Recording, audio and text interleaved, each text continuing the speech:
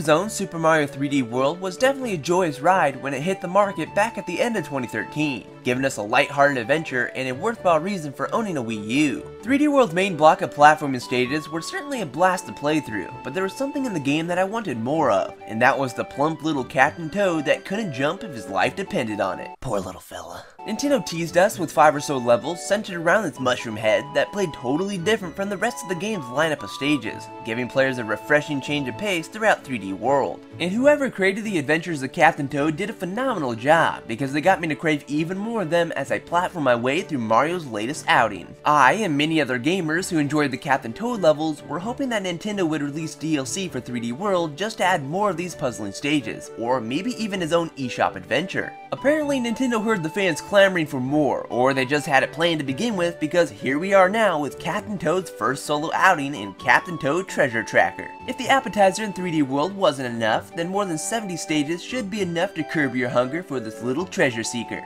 As the story goes, Captain Toad and Toadette are off on an expedition hunting for treasure, hint hint, and when they climb a structure to nab a shiny golden power star, the big bad bird known as Wingo grabs the star and ultimately Toadette as well, considering she holds onto that bad boy for dear life and won't let go. She definitely has a death grip. This does prompt Mr. Captain Toad to go through a series of levels collecting power stars for some odd reason other than to satisfy his hunger for more bling bling, to eventually fight Wingo and save Toadette. And don't worry, Toadette gets her time to shine too. If you haven't picked up Super Mario 3D World and are unfamiliar with how Captain Toad plays, you take control of the aforementioned Captain Toad, or even his partner in crime, Toadette, and guide him or her through diorama-style maze-like stages. And you use the camera to look at these stages from every angle to see objects and pathways that might be hidden from view as you make your way to that coveted power star. What makes Captain Toad stand out from the Red Plumber is that his backpack weighs him down and he can't jump for beans, thus calling for a different mindset when tackling the stages. As I stated before, there are more than 70 levels packed within Treasure Tracker, and they're all bite-sized and well-designed with a variety of themes and layouts, making it rare that you'll find a stage similar to one you've already accomplished, for the most part.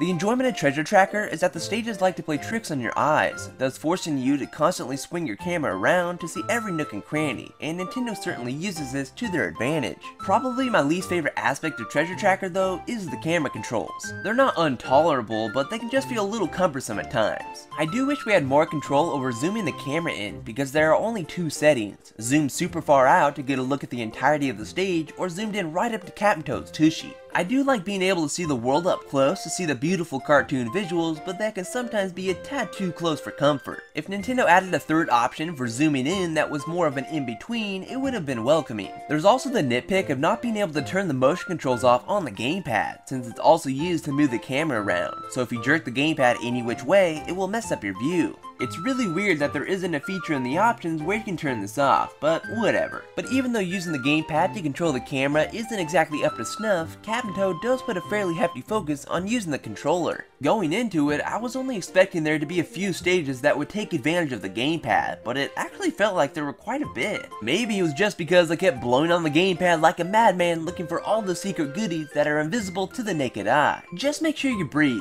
It's kind of important. But anyways, taking some pages from Super Mario 3D World, some objects can be moved by touching them or rotating gears on the gamepad, or even blowing into the microphone to lift up platforms. And that's not all. There's also a few on-rails minecart levels that might feel similar to Pokemon Snap, where you use the gamepad's gyro sensor to aim and shoot turnips like a maniac. They're surprisingly quite enjoyable, acting as a nice change of pace from just speed walking around dioramas for most of the game. The bulk of these minecart levels are rather short experiences, and I kind of wish they were lengthened just because of how much I enjoyed them. In standard for a Mario title, there's also a couple power-ups from Polka Dot Head to use, such as a pickaxe that works in a similar fashion to the hammer from the original Donkey Kong, where you can plow through enemies or even bust through blocks. And there's also the fan favorite Double Cherry from 3D World, that spawns a clone that mimics every move you make, which makes things a little tricky when you've got 4 toads walking around and you're trying to evade hazards. I do wish there were more power-ups though to create even more expansive ideas, maybe even some suits that could have been built specifically for Captain Toad. It just felt kinda limiting with there only being a pickaxe and Double Cherry, and the Double Cherry is certainly the better of the two. It creates more intricate puzzles. In terms of its visuals, Captain Toad Treasure Tracker certainly excels. It may be the same art style as Super Mario 3D World, which I don't mind at all since it's super crisp, colorful, vibrant, and the lighting effects are scrumptious. It just has this high definition cartoon quality to it that just really pops. Treasure Tracker also doesn't skimp out on its variety of environments either, whether that be a jungle style setting filled with piranha plants, a moving train that prompts you to navigate through its innards, or even sliding down a pinball machine. There's also a few parts that act as short little plot moments where you move Captain Toad or Toadette down a linear pathway, but the environments that they created for those particular parts look fantastic. There's something that really stuck with me, so props to them. And when it comes to its soundtrack, well, it's pretty good. It's not the greatest thing you'll ever hear, and they do reuse tracks throughout, but it's solid. There was one tune though that Josh Thomas of the BitBlock pointed out that's really good. Here's the taster.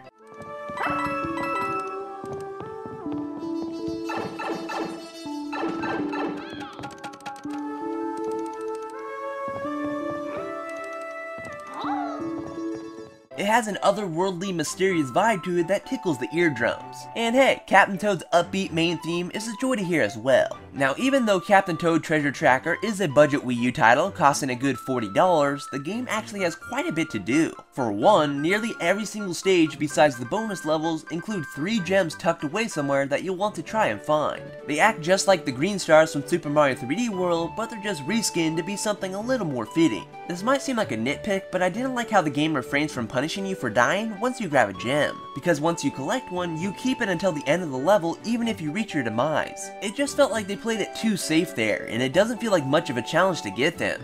I mean, you can essentially just go all kamikaze to nab some of them. Where's the challenge in that? But it is actually worthwhile to collect as many of these shiny jewels as you can, since this is how you unlock extra levels. Plus, every time you complete a stage, an optional objective will pop up, thus encouraging you to hop back into that same level for a second time, and get a literal stamp of approval. And there's even a few stages you unlock if the game recognizes save data for Super Mario 3D World on your system, so that's a nice little treat for those who have the game, and maybe not so much if you don't. Just borrow the game from your friend and play a level and boom, you got some save data. It's easy peasy. But when it comes to its replay value, Captain Toad certainly isn't lacking, and if you want to be a completionist, it might just take you over 10 hours to do so. Overall, Captain Toad Treasure Tracker is certainly not going to be a game for everyone. If you play the Captain Toad stages in 3D World and you like them, then you're probably going to like Treasure Tracker. If you didn't, well, you're probably not going to like his first solo outing. The game takes much more of a casual approach and can be played leisurely and is there as a way to calm down from a stressful day. Treasure Tracker does offer a wealth of stages to work through, with the level designs being pretty spot on, and you will find the camera to be a nuisance at times, but Treasure Tracker turned out to be a pretty solid game. So, in all, the GamingPixelShow.com finds Captain Toad Treasure Tracker to be a good game. But that will bring us to the end of this review, and if you like what you saw, please give this video a thumbs up and add your favorites and all that good stuff, and you can stay tuned for more videos in the future. But I will talk to you in the next video, guys. Bye!